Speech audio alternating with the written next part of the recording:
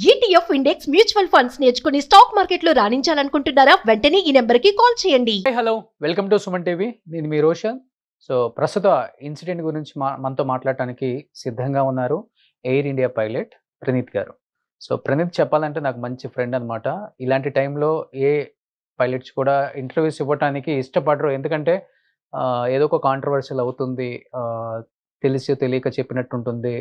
అంటే డెఫినెట్గా భయపడతారు, డెఫినెట్గా ప్యానిక్ చేయకూడదని అని ఎవరైనా అనుకుంటారు. కానీ ఇది ప్యానిక్ చేయడానికి కానే కాదు. ఈ వీడియో కేవలం ఆయన ఎయిర్ ఇండియాలో చేస్తున్నారు కాబట్టి ఆ ఎయిర్ క్రాఫ్ట్కి సంబంధించి, ఆ బోయింగ్ ఎయిర్ క్రాఫ్ట్కి సంబంధించి వాళ్ళకు కొంత అవగాహన ఉండుంటుంది. కాబట్టి సాంకేతిక లోపమా, లేకపోతే 2 ఇంజిన్స్ ఎందుకు ఫెయిల్ అయ్యాయి, అండ్ అసలు ఏంటి జరిగిన సిచ్యువేషన్ ఏంటో వాళ్ళకి ఒక ఐడియా ఉంటుంది. కాబట్టి కేవలం వ్యూయర్స్ తెలుసుకోవాలి కాబట్టి ఎగ్జాక్ట్ రీజన్ దాని గురించి నేను రిక్వెస్ట్ చేస్తేనే ప్రణీత్ ఇప్పుడు లైవ్లోకి వస్తున్నారనమాట. అతనికి కూడా ఇప్పుడు చెప్పాలంటే ఢిల్లీకి ఫ్లై అవుతారు, ఆన్ ద వేలో ఉన్నారు. అడగగానే వచ్చినందుకు first of all Praneeth, thank you so much.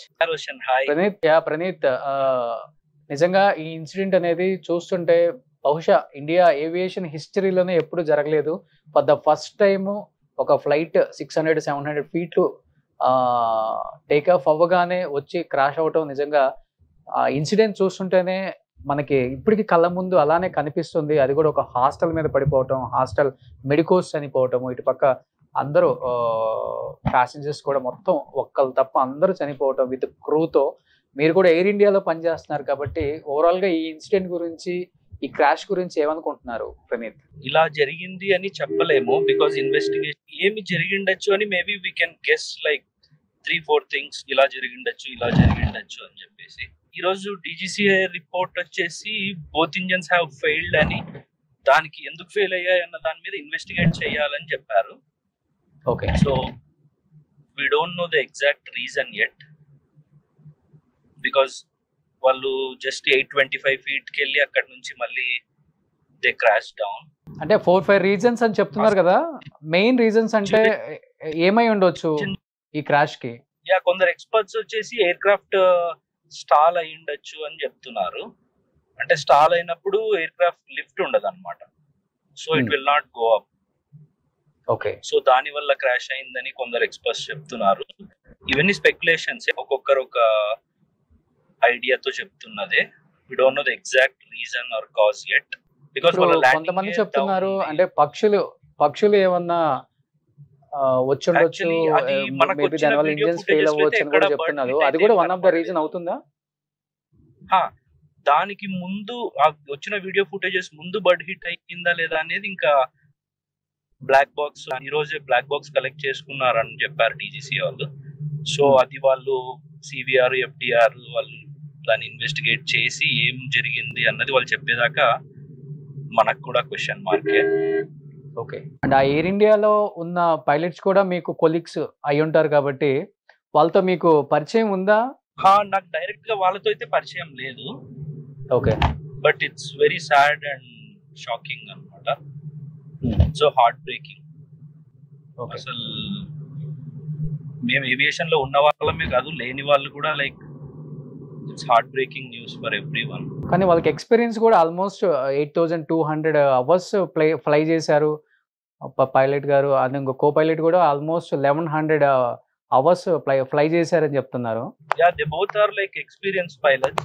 Engines రెండు నిజం అయితే ఒకవేళ వాళ్ళకి ఆడి if they have time they can glide and land somewhere, but take off అవ్వగానే both engine fails. Okay, they don't have even altitude, no time to land anywhere other than to crash. 825 feet ellaru, then they came down. Okay, so mostly engines fail aitene ala avutadi, but engines both fail avadam anedi rare of the rarest. Okay, ala Praneeth, ఇంకొకటి flight లో ఉన్న 11 years seat, ఆ ఒక్క person flight లో నుంచి emergency gate open చేసుకొని వచ్చే అంత టైం ఉంటుందా, లేకపోతే అతను నిజంగా మృత్యుం చేయడం చెప్పుకోవచ్చు? అతను ఒక్కడు బయటికి వచ్చి ఎటువంటి అతనికి బర్నింగ్స్ కూడా ఏం లేదు బాడీకి కూడా, అసలుకి ఎలా అవకాశం ఉంది అసలుకి? మేబీ క్రాష్ అయినప్పుడు ఆ ఎమర్జెన్సీ ఎగ్జిట్ డోర్ ఓపెన్ అయ్యి తను బయటపడ్డాడో లేదా జంప్ చేశాడో అలా ఛాన్స్ ఉంటది. కానీ బికాస్ 30 to 50 సెకండ్స్ టైం ఉండింది. ఆ టైంలో I don't think emergency exit door open చేసి జంప్ చేసేంత టైం ఉంటుందని నేను అనుకోవట్లేదు. అంటే మేడే కాల్ అసలు అంటే ఏంటి అసలుకి? అంటే ఏం చెప్తారు? అంటే ఎమర్జెన్సీలో మేడే కాల్ పైలట్స్ చెప్పినప్పుడు యూజువలీ మేము ఇంజిన్ ఫెయిల్, ఇంజిన్ ఫైర్ లేదా వెన్ ఎనీ ఎమర్జెన్సీ పైలట్ ఇన్కెపాసిటేషన్ అయినప్పుడు కానీ ఇలాంటి టైంలో మేడే కాల్ ఇస్తాం అనమాట. అంటే లైక్ ఏటీసీకి చెప్తున్నాము, మాకు ఎయిర్ క్రాఫ్ట్ లో ఎమర్జెన్సీ ఉంది, మాకు ప్రయారిటీ ల్యాండింగ్ కానీ క్లియరెన్స్ కానీ అన్నట్లు it's a kind of request. So mayday call ఇవ్వగానే ATC will alert, then they give priority for us to make us land depending on the emergency అన్నమాట. So వీళ్ళు ఇచ్చిన కాల్ అయితే క్లియర్ గా అంటే న్యూస్ లో ఒక్కొక్కలా చెప్తున్నారు. 1 ఇంజన్ ఫెయిల్యూర్ మేడే కాల్ ఇచ్చారు అని చెప్తున్నారు. బట్ ఈ రోజు అయితే న్యూస్ 2 ఇంజన్స్ ఫెయిల్ అయ్యాయని చెప్తున్నారు. సో ఎగ్జాక్ట్లీ ఆ బ్లాక్ బాక్స్ రికార్డింగ్స్ బయటికి వచ్చి డీజీసీఏ చెప్పేదాకా మనకు కూడా ఫ్యాక్ట్స్ ఎగ్జాక్ట్ గా ఇది అని తెలియదు, కంక్లూడ్ చేయలేము. బట్ మేడే కాల్ అని పైలట్ చెప్పినప్పుడు అక్కడ ఎమర్జెన్సీ ల్యాండింగ్ చేయడానికి అవకాశం లేదంటారా? లేకపోతే ఇప్పుడు సింగిల్ ఇంజన్ ఉంది అనుకోండి, 1 ఇంజన్ ఫెయిల్ అయింది, మేడే కాల్ ఇచ్చారు, ఇంకో ఇంజన్ ఉంది, 1 engine is enough, it's capable of flying the air craft. So వాళ్ళు బ్యాక్ వచ్చి ల్యాండ్ అయ్యే ఛాన్స్ ఉండేది. బట్ ఇక్కడ బోత్ ఇంజన్స్ ఫెయిల్ అయినప్పుడు ఇంకా they don't have, air craft don't have the power కదా, లిఫ్ట్ లేదు, so they will crash land. లో ఉన్నారు. ఇదే ఎయిర్ క్రాఫ్ట్ కి బిఫోర్ కూడా కొన్ని ప్రాబ్లమ్స్ ఉన్నాయి. బిఫోర్ డిసెంబర్ లో కూడా ఒకసారి పొగలు వచ్చాయని చెప్పారు, ఒకసారి ప్యారిస్ నుంచి వచ్చేటప్పుడు షార్జాలో కూడా ఎమర్జెన్సీ ల్యాండింగ్ అయిందని చెప్పారు. కామన్ గా ఫ్లైట్స్ కి ఎమర్జెన్సీ ల్యాండింగ్ అనేది కామన్ గా జరుగుతుంది, సాంకేతిక లోపాలు అనేది సర్వసాధారణం చెప్పుకోవాలంటే. అలాంటిది ఈ ఎయిర్ క్రాఫ్ట్ గురించి ఇప్పుడు క్రాష్ అయిన తర్వాత ఎక్కువ వినాల్సి వస్తుంది. సో మీరు ఎయిర్ ఇండియాలో ఉన్నారు కాబట్టి కామన్ గా ఇలాంటి ప్రాబ్లమ్స్ వల్ల క్రాష్ అయ్యే అవకాశాలు ఉంటాయి అసలుకి? అంటే ఇప్పుడు అదే బోత్ ఇంజన్స్ బర్డ్ హిట్ కాకుండా ఇంకా ఏది లేకుండా వాటికి అవే ఫెయిల్ అయ్యాయి అంటే మేబీ మెయింటెనెన్స్ ఏదన్నా ఇష్యూ, ఈవెన్ దో మెయింటెనెన్స్ బాగా చేసినా కూడా it might be a bad day also, you never know, anything can happen. So maintenance బాగా చేసిండొచ్చు, the aircraft is flying, అది అప్పుడే ఢిల్లీ నుంచి అహ్మదాబాద్ వచ్చింది, అప్పుడేం ప్రాబ్లం లేదు. సో మెయింటెనెన్స్ చేసినా మనకు చెప్పలేం కదా, you never know what happens when. Okay. So snag అయితే టెక్నికల్ గా ఉంది అని నేను కూడా చూశాను. లాస్ట్ డిసెంబర్ లో కూడా ఏదో స్నాగ్ అయ్యి ఎయిర్ క్రాఫ్ట్ గ్రౌండ్ అయింది అన్నారు. దాని తర్వాత సీ చెక్ కూడా వెళ్ళి వచ్చింది అన్నారు. అంటే మెయింటెనెన్స్ లో ఉంటాయి అన్నమాట C check. I think they do for every 3000 flying hours. 3000 hours aircraft fly చేసిన తర్వాత సీ చెక్ చేస్తారు, maintenance thorough check of the whole aircraft. అది కూడా రీసెంట్ గా 6 months బ్యాక్ ఎప్పుడు అయ్యి వచ్చింది అబుదాబిలో అని చెప్తున్నారు. సో ప్రణీత్, ఏ ఫ్లైట్ అయినా టేక్ ఆఫ్ అయ్యేటప్పుడు మినిమం ఒక 1/2 అవర్ స్టార్ట్ చేసి ఉంటుంది ఇంజిన్, కాబట్టి డెఫినెట్ గా ఇంజనీర్స్ చెక్ చేసుకుంటారు దాంట్లో ఎంత వైబ్రేట్ అవుతుంది, ఎంత టెంపరేచర్ ఉంది, అసలుకి ఇంజిన్ కెపాసిటీ అన్ని రకాలుగా చెక్ చేసుకున్న తర్వాతే టేక్ ఆఫ్కి సిగ్నల్ ఇస్తారు.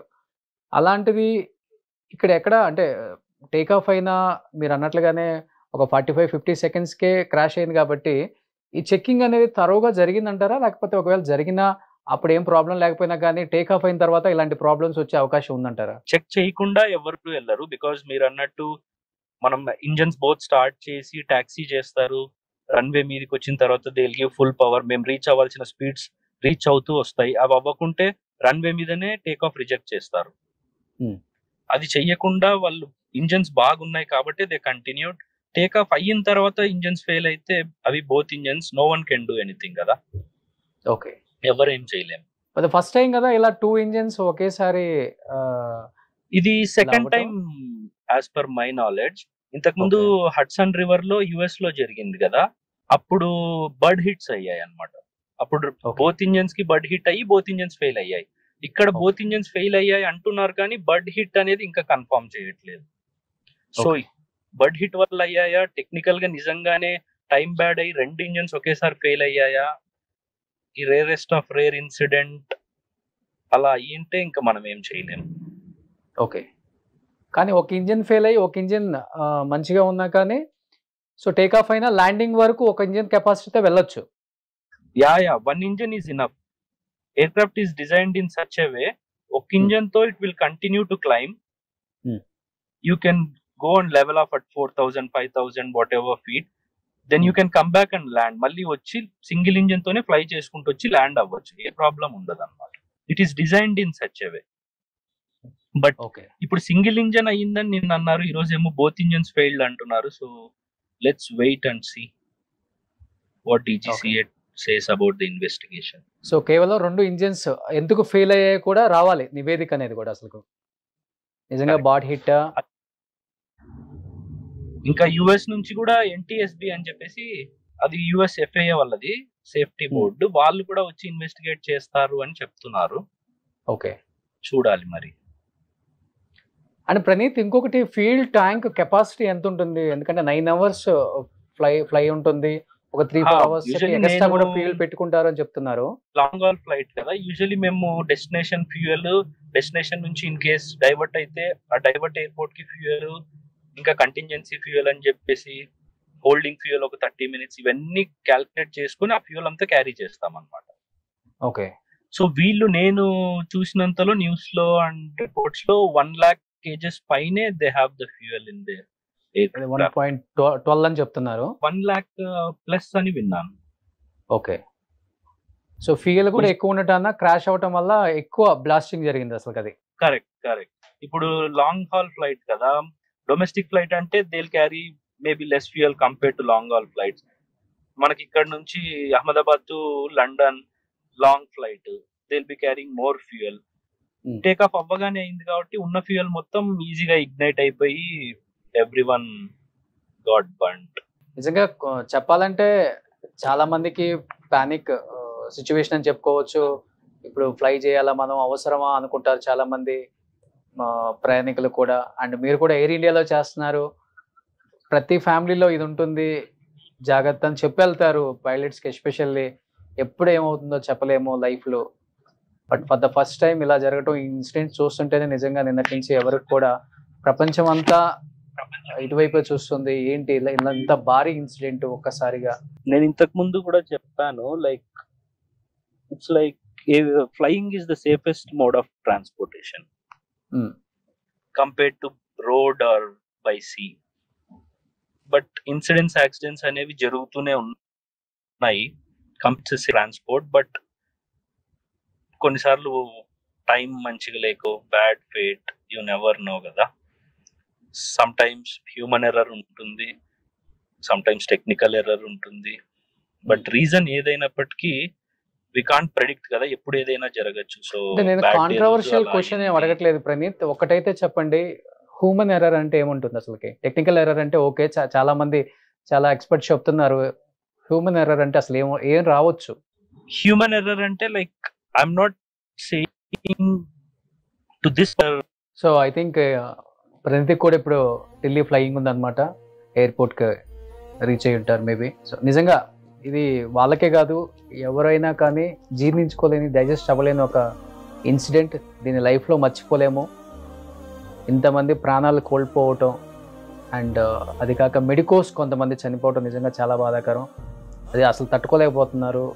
ఎందుకంటే ఎయిర్పోర్ట్కి నియర్ బై ఎప్పుడు కూడా బిల్డింగ్స్ కానీ, కాలేజెస్ కానీ, అంటే స్థావరాలు ఎవరు ఉండకూడదు అక్కడ, సివిలియన్సే ఉండకూడదు అసలుకి. చూస్తే మనకి శంషాబాద్ ఎయిర్పోర్ట్ హ్యాపీగా సిటీ బయట పెట్టారని ట్రావెల్ చేసేటప్పుడు కొంచెం సేపు అనుకుంటాం, కానీ ఇలాంటి ఇన్సిడెంట్ జరిగినప్పుడు ఎంత ముందు చూపు ఆలోచించి శంషాబాద్ ఎయిర్పోర్ట్ పెట్టారో అర్థమవుతుంది.